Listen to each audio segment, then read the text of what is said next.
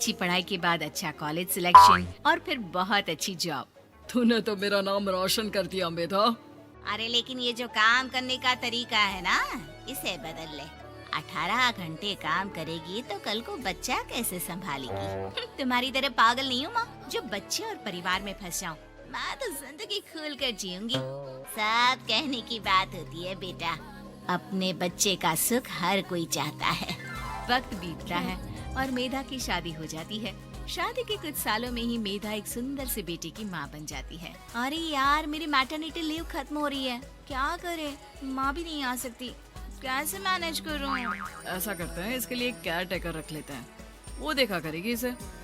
मेधा को पति की बात जंच जाती है और वो केयर टेकर की तलाश शुरू कर देती है। एक दिन उन लोगों के घर एक महिला आती है जो दिखने में पढ़ी लिखी लगती है।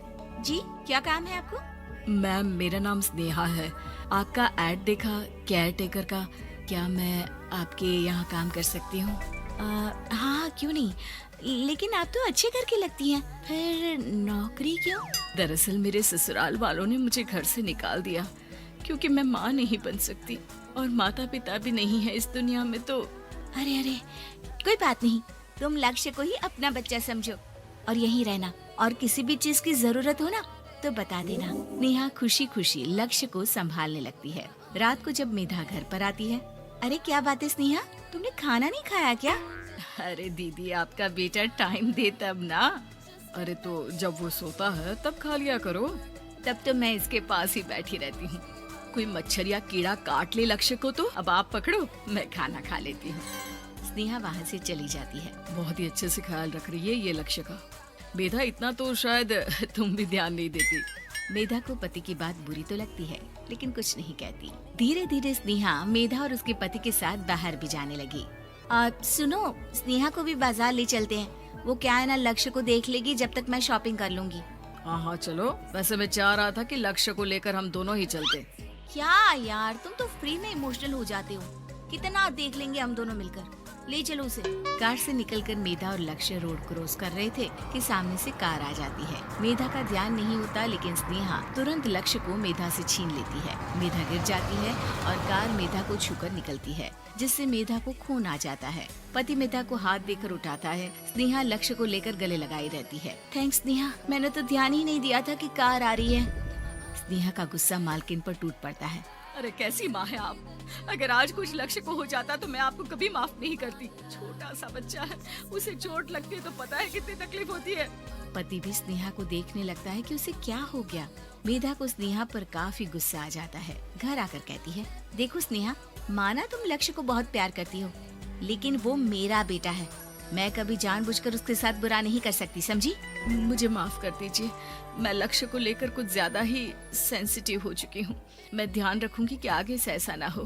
मेधा का मन स्नेहा से अब हटने लगा था। एक शाम मेधा ऑफिस से घर आती है कि लक्ष्य उसे दिखाई नहीं देता और ना ही स्नेहा। वो स्नेहा के कमरे में जाती है जहाँ दोनों सो रहे होते हैं। अरे स्नेहा, लक्ष्य को आज इस कमरे में क्यों सुला दिया? दीदी, मुझे नींद आ रही थी, ऐसे में उसे कमरे में अकेले लिटाना मुझे ठीक नहीं लगा। मेधा बच्चा उठाने लगती है कि स्नेहा टोक देती है। रहने दीजिए ना दीदी, सो रहा है, फालतू में नींद खराब हो जाएगी। मेधा को गुस्सा आ जाता है और वो बच्चा उठाकर वहाँ से चली जाती है। अगले दिन मेधा स्नेहा को बुलाती है, साथ में एक और लड़की खड़ी होती है। स्नेहा, अब तुम अपना कुछ और देख लो, हम लोगों को नई केयर टेकर मिल गई है, तुम इस हफ्ते घर छोड़ देना। स्नेहा का मन लक्ष्य को छोड़ने का नहीं करता, लेकिन नौकरी तो नौकरी होती है ना। स्नेहा घर से चली जाती है। धीरे धीरे महीने और साल बीतते जाते हैं और लक्ष्य एक नौजवान लड़का हो जाता है। लक्ष्य, आज मुझे मंदिर जाना है, ले चलोगे? ठीक है माँ, एक काम करके अभी वापस आता हूँ, तब तक आप और पापा दोनों तैयार हो जाइए। दोनों तैयार होकर बैठ जाते हैं लेकिन लक्ष्य काफी देर तक नहीं आता। अरे मेधा, फोन तो करो लक्ष्य को, देखो क्या हो गया उसे। मेधा फोन करती है तो पता चलता है कि लक्ष्य का एक्सीडेंट हो गया है और वो सिटी अस्पताल में है। जल्दी चलिए, पता नहीं कैसा होगा मेरा बेटा। अरे चिंता ना करो, सब ठीक होगा, मैं अभी कार निकालता हूँ। दोनों मियाँ बीवी अस्पताल पहुँचते हैं जहाँ वो लोग देखते हैं कि लक्ष्य बिस्तर पर पड़ा होता है। एक महिला इन्हें यहाँ लेकर आई है, वो वहाँ बैठी है, लेकिन फिलहाल तो आप लोगों को इनके लिए किडनी का प्रबंध करना होगा। एक्सीडेंट में इसकी किडनी डैमेज हो गई है। मेरी ले लीजिए डॉक्टर साहब, मेरे बेटे को बचा लीजिए। नहीं नहीं, आप माँ हैं, आपकी नहीं ले सकते, पिता की भी नहीं। आप किसी रिलेटिव या दोस्त से पता कर लें और हाँ थोड़ा जल्दी करें क्योंकि देर होने से मामला बिगड़ सकता है। मेधा बैठकर रोने लगती है कि वहाँ डॉक्टर आ जाते हैं। जिस औरत ने आपके बेटे को यहाँ भर्ती कराया था वो अपनी किडनी आपके बेटे को देना चाहती है। कौन है वो? कहाँ है वो? तभी वहाँ स्नेहा आ जाती है। स्नेहा तुम?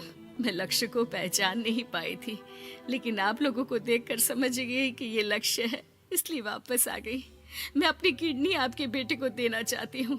मेरी अपनी तो कोई औलाद नहीं, लेकिन लक्ष्य में मैंने हमेशा अपना बच्चा देखा। तुम धन्य हो स्नेहा, जो इतने साल में भी लक्ष्य को भूल नहीं पाई।